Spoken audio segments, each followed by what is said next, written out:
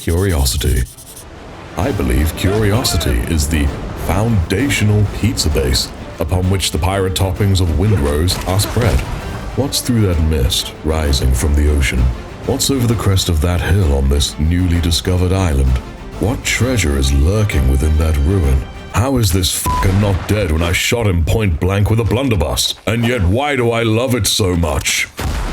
At the time of recording this, the Windrose Early Access has only been out for 6 days, I believe, and it is already proving its mettle to so many people, having sold 1 million copies in less than a week. Truly an indie game developer's wet dream, if you would. But what exactly did this game do to so successfully springboard off of its foundational point of curiosity?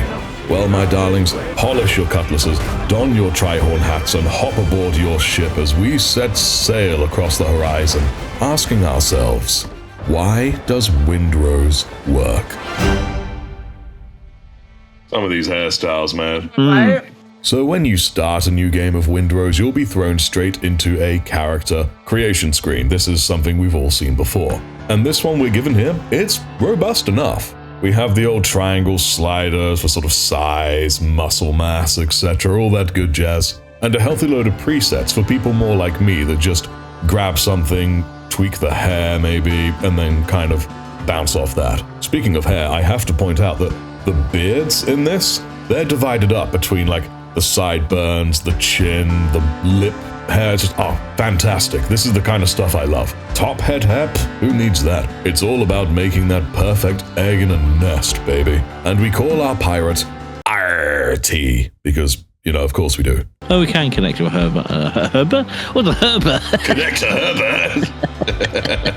And with this dashing specimen, it's time to get rolling, or sailing, I should say. It's the doctor. All right there, doctor. Got any opium for me? Why am I talking like I am a farmer? I don't really know.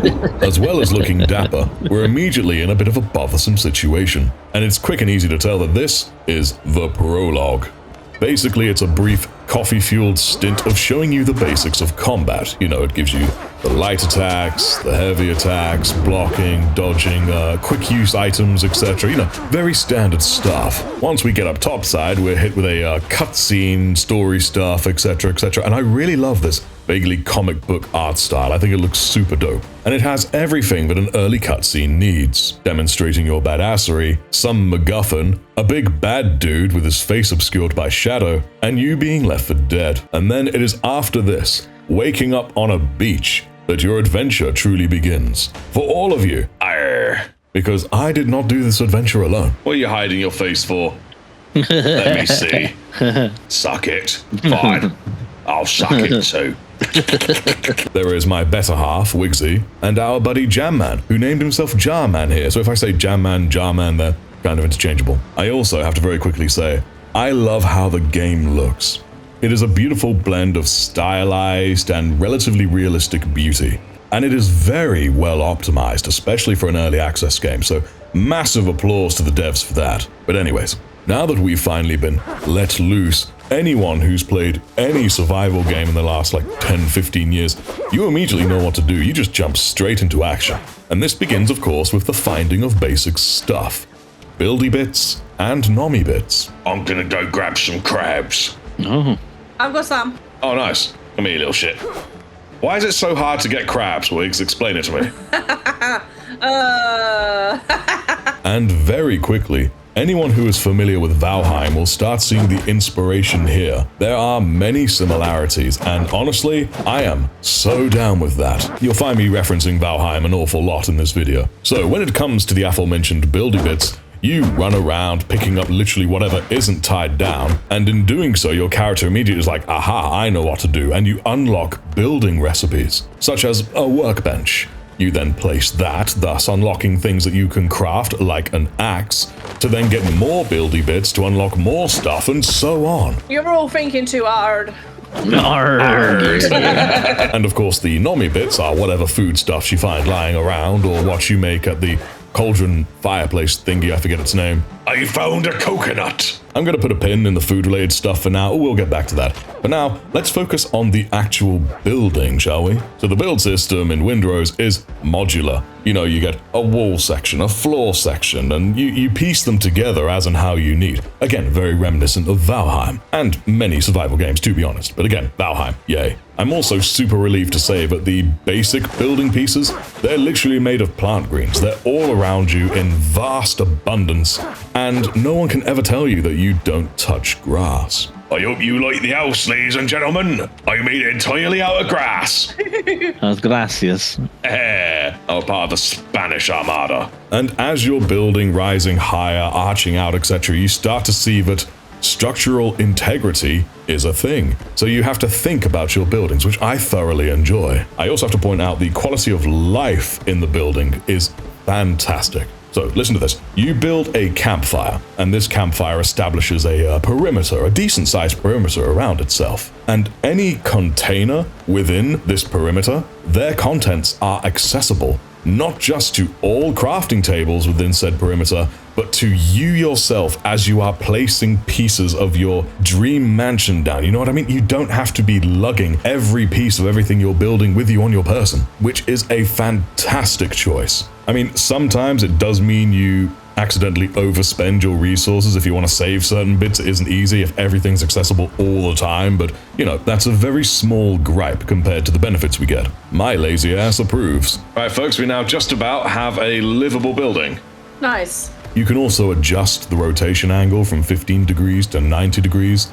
You can change the camera position from standard to elevated, which is fantastic for placing those higher up pieces. And you can turn on or off piece snapping, meaning you can precisely fine-tune placements of stuff. For instance, I had a front door in mind, double doors, but it wasn't quite snapping right, so I had to manually place it in the middle and then manually align the walls to curve in a little bit so that way it met nicely, no annoying gaps, you know? I know of many games that make this a far more tedious, far more fiddly process, and this time it just took a little bit of brain scratching and we got there. And of course, within your buildings, you can also place cosmetics, which are so much more than just cosmetics. They contribute to something called comfort. Again, much like Valheim. You see, pieces of furniture, tables, chairs, lighting, some decorative foodstuffs, animal heads, etc. All of these, they all contribute towards the comfort meter. I say all, but there are certain conditions that I cannot be bothered to explain here. But the point is, this comfort is a buff that you take with you for like a solid half an hour or something. It increases your stamina regeneration. So it is a benefit to you to have a beautiful home. Now, I didn't need a reason. I love making these kind of places anyway. But having it contribute to my gameplay away from the house, even better. 12 thumbs up. Oh, I like the canopy over the front door. Yeah. I assume that's Wigsy's doing. Yeah. Oh, and a side note. Smoke means nothing in this game, so you can just freely place things like your cooking pot anywhere in the home, and it's fine. So I'll do the sensible thing of putting an open live fire in this grass-built house. Lovely. Our pirates inhale carbon dioxide like it's nothing, and this sounds to me like a perfect way to swing back around to food. So I think my favorite feature of Valheim, I told you I'd reference this a lot, is the food system, and Windrose apparently took direct inspiration from this, and I'm so glad. So basically, you will not in any way starve to death after like 20 minutes if you don't eat or drink, you know? Now, this is fine in many games, don't get me wrong. Games like Green Hell, it really suits it. But in some games like this, where you want to focus on other things like straight-up exploration, it's nice to not have that kind of pressure. Same with looking at your food stores and thinking, oh man, we're running out of this, but we're gonna have to go out and get it, otherwise we're gonna starve to death and shit because apparently we all have the lifespan of about an hour. But anyways, the benefit of food is that it gives you massive buffs to your health, to your stamina, and to certain stats that you have. So food and drink is absolutely necessary, not for living, but for game progression, without the added time pressure that you will die within 5 minutes if you don't have any. And come on, guys, for real, some of these recipes, the descriptions, the pictures, the dodo broth, the coconut soup, the bacon and eggs, oh man, and the coconut milk with bananas, oh god. I'm imagining that chilled and, gives me chills. The hearty egg broth. Okay, I need to stop because I'm getting hungry while recording. So, you get buffs from food, you get buffs from capitalism, and you are gonna need them, my friends, against most enemies you encounter. Someone's shooting. I think it's Jam Man. Yeah. He's taking on a big piggy, he is. I think. Oh dear. Oh! Damn. This game is known for having fairly tough enemies. You'll be the bitch of pretty much everyone you meet to begin with. Oh god, we have 2 Azure Dodos. Oh. Oh god. We're right, it's dodos. They're evil. We need to try and just get one or get both, like, aren't you? I didn't mean to, they came at me. Ugh. Thank you. The combat in this game, it is Souls-like, and I believe that was very intentional. Oh, f***ing hell, Jam Man, you made me jump. Just popping out of the ruins like some ancient curse. You must be methodical in combat. You must reserve your stamina. You must know when to block, when to dodge, when to attack, and most importantly, when not to attack. So naturally, the buffs from food and comfort, they make the combat much more survivable. But however, I did discover that if you are knowledgeable enough about certain enemies and cautious, if you're patient and not greedy, you can beat pretty much any enemy you encounter with no kind of buff at all. I've read a lot of gripes on the internet about people finding the enemies far too hard, about it being unfair even, badly designed, but I disagree, mainly because I am able to beat enemies with virtually no buffs. Sure, all it takes is one slip-up and you're frickin' pirate chowder, but that's by the by.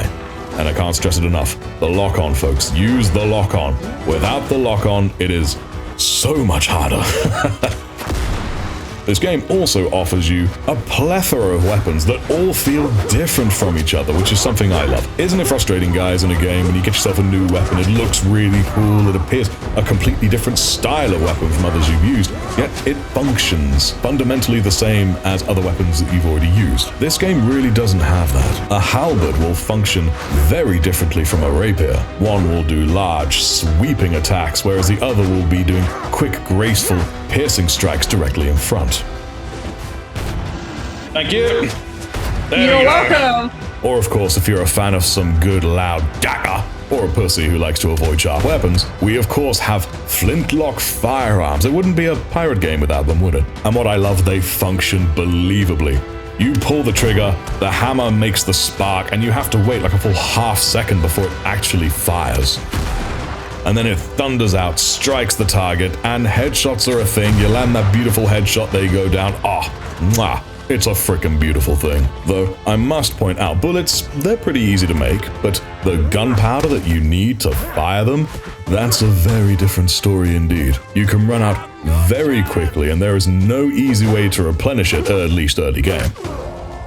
So I recommend you save that powder, and when used right, it can make the difference between life and death against these opponents. Plus, it's just frickin' sweet to just pull off a headshot in clutch, Watch out, he charges. How much? Oh, he charges a lot. Now, the effectiveness, i.e. the damage of each and every one of these weapons, are tied directly to a stat of your character, which are improved by leveling up, or by finding gear or certain buffs that improve it for you. But regarding leveling up, there's also talent points that you can use to further tweak your pirate, making them particularly good at tanking damage or having extra stamina, things like that, Perhaps there's an irony in that XP in this game is not gained directly through combat, yet it directly impacts combat, but I digress. Ow.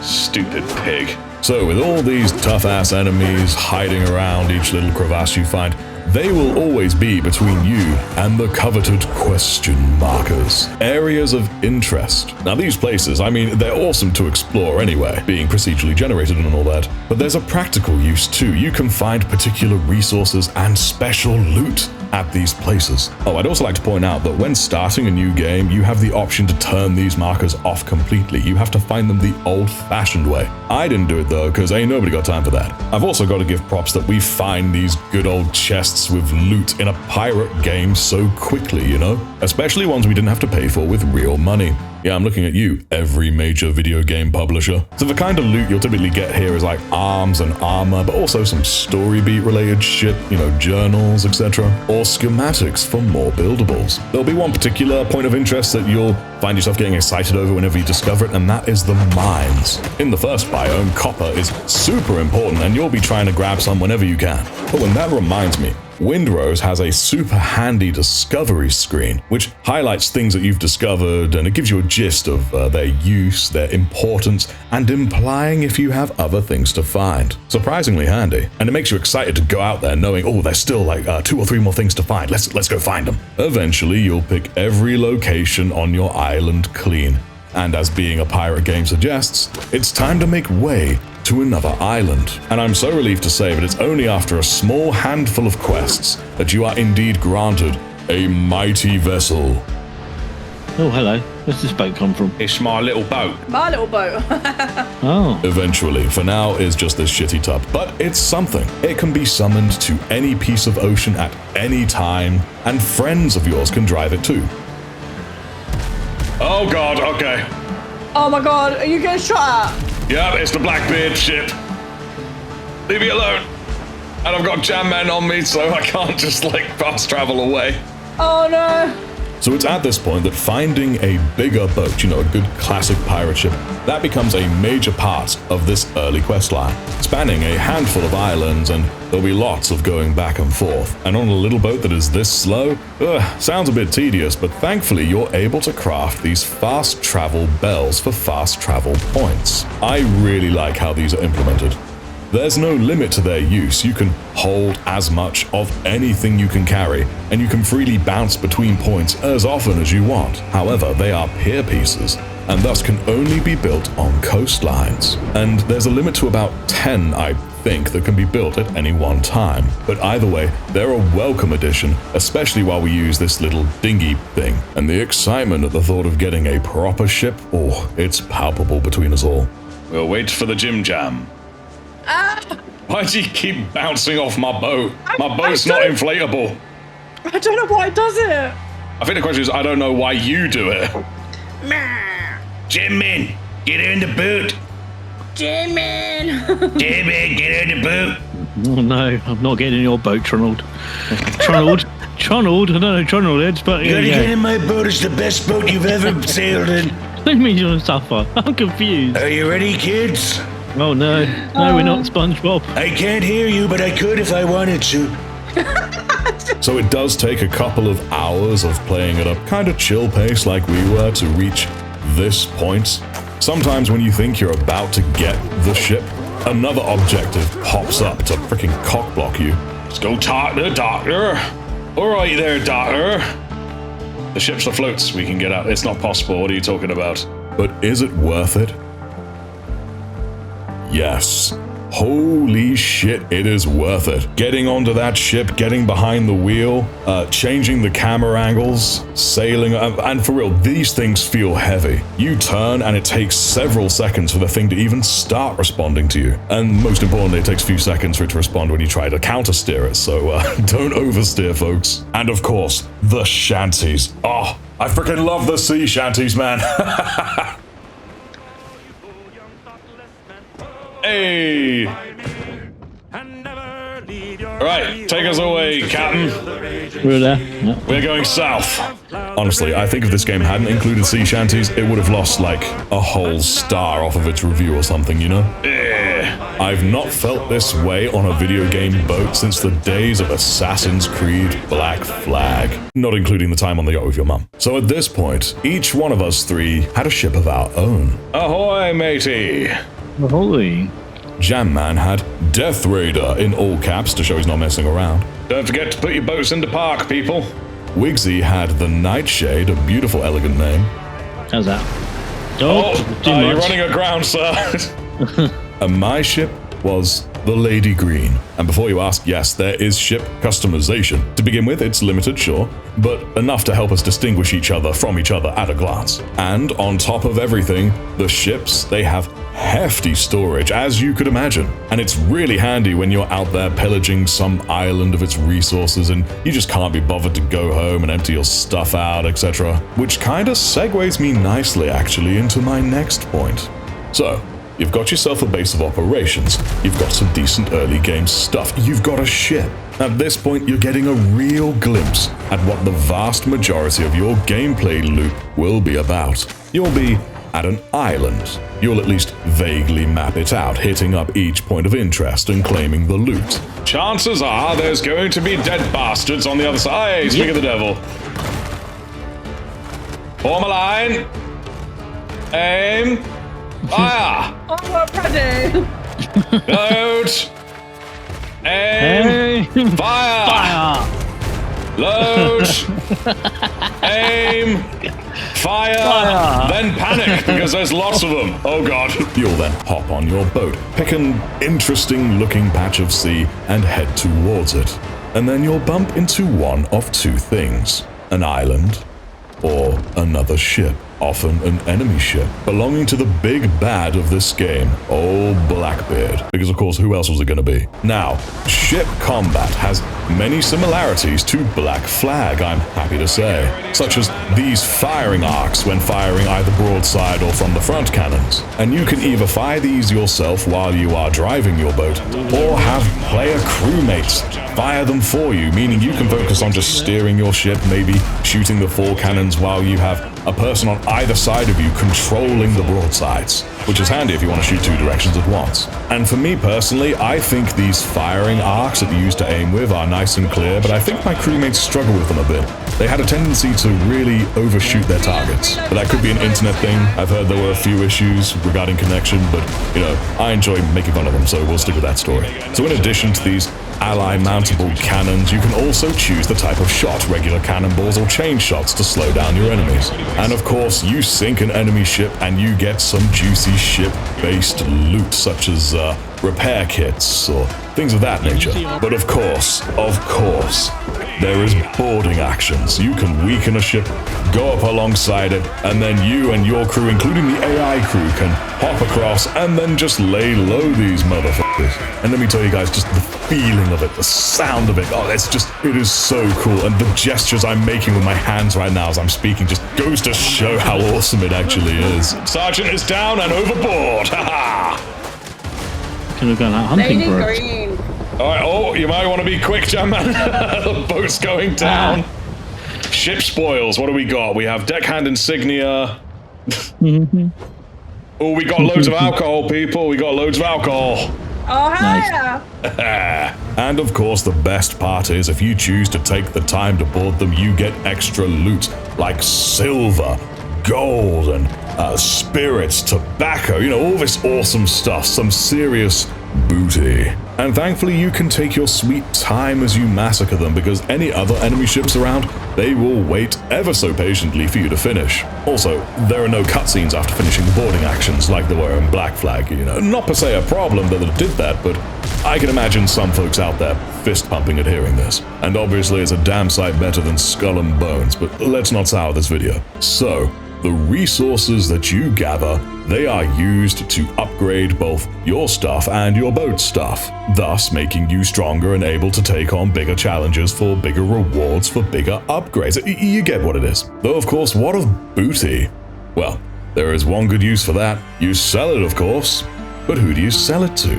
Why, the factions, of course. As well as Blackbeard and his rotten lot, there are a few factions lying around the map, such as the Smugglers, or the Buccaneers, to name just two. And all these guys, they're not fans of Blackbeard either, and they're willing to aid you on your adventures. So you trade your hard-plundered loot with them in exchange for rare goods, upgrade schematics, cosmetics for homes, etc., as you work to increase your standing with them. And in doing so, you'll unlock more and more stuff you can get from them. From merchant contracts so you can place big resource orders directly from home, to entirely new ships. And on top of all of that, factions, they also offer you quests, which not only give you nifty rewards, but they also help you with a more guided approach to exploration. You know what I mean? Because in a game world like this, you have 360 degrees of choice in which direction you go. I can imagine for some folks that's a little bit daunting, you know, the old choice paralysis and whatnot. But by using the quests,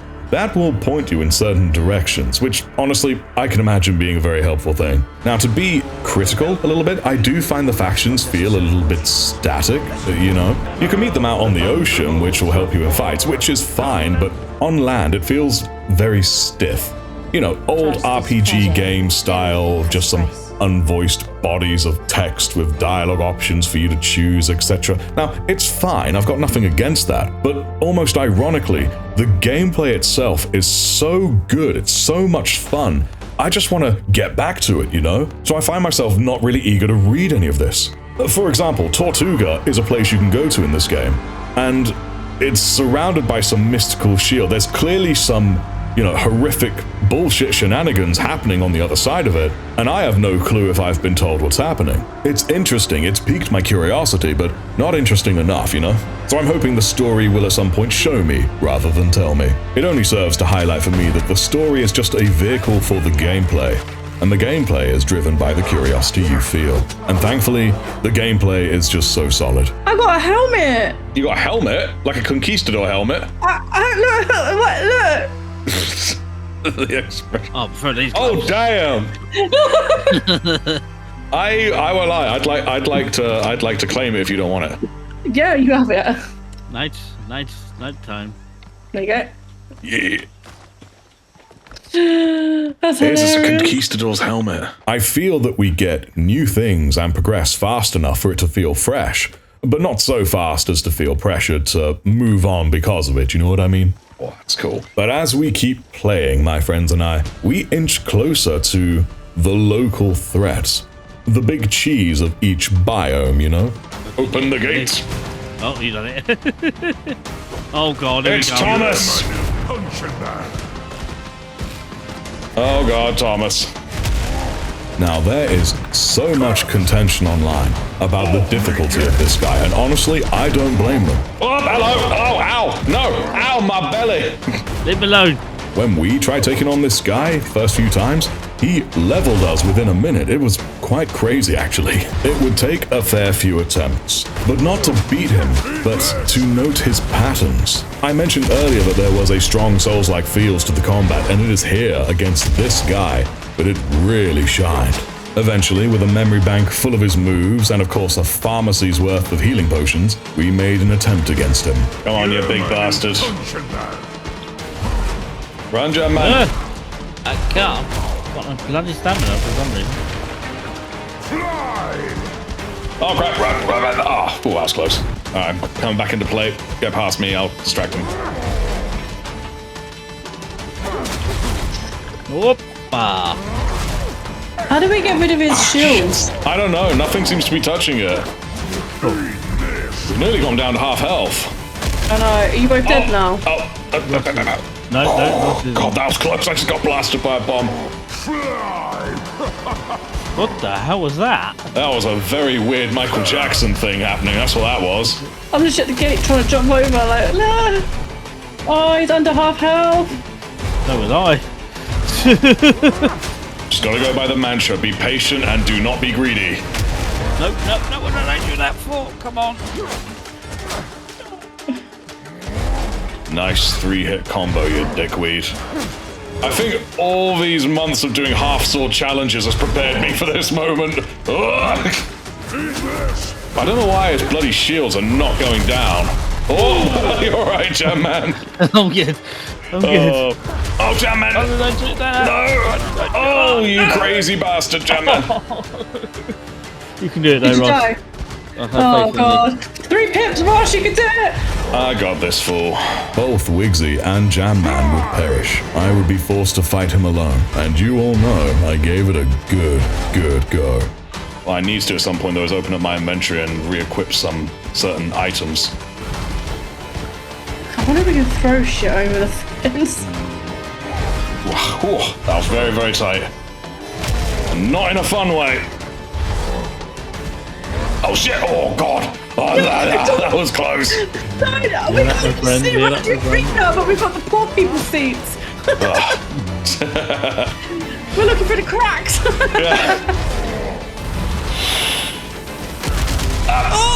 I'm good. I got health. There we go. Okay. You ain't ending me that easy, you bitch. Come on. I will get laid tonight, you motherfucker. Alright, come on. Here it is. Boom! Well done. We were totally here. Success. I could not believe it. But the satisfaction, guys, the satisfaction of laying this dude low after like 10 straight minutes of sweaty palmed action. But unfortunately, while I had proceeded in the quest, Wigsy and Jamman had not. They had to be alive and present in the arena when he died. So, time to do it again. And everyone pulls through this time. Hey, he did it!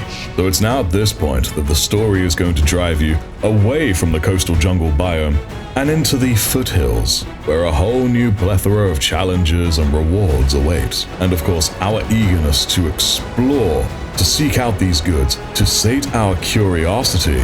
Ah man, I can't understate how strong that was. All three of us were giddy through the night, looking forward to the next day to jump back on, to play it again, and see what was just over that horizon, you know? And that's why I think that using curiosity as a foundation for a game, especially like this, is so fundamentally powerful. You want to keep coming back. You want to find the next thing, explore the next island, defeat the next enemy, build your next building, etc. These are principles that I believe are integral not just to this game, but just to gaming as a whole. And with a theme like pirates and whatnot, adventure, etc., they had the setting, they clearly had the game design, and they built it all on that brilliant foundation of curiosity. I won't lie guys, I mostly ad-libbed this, but I hope that you understand what I mean. And if you did, please do comment down below and perhaps like and subscribe, etc., all that good stuff. I've never made a video like this before, so I'm intrigued to know what you think. So anyways, before I sign off, I want to say just two more things. For one, if you have yet to try this game, I hope you get the opportunity to do so, because it really is worth your time. And for second, a huge thank you to my awesome YouTube members. You guys really do help push this channel along, so thank you to each and every one of you. You're all legends. And with that said, I'm Artie. You all take good care now. Peace.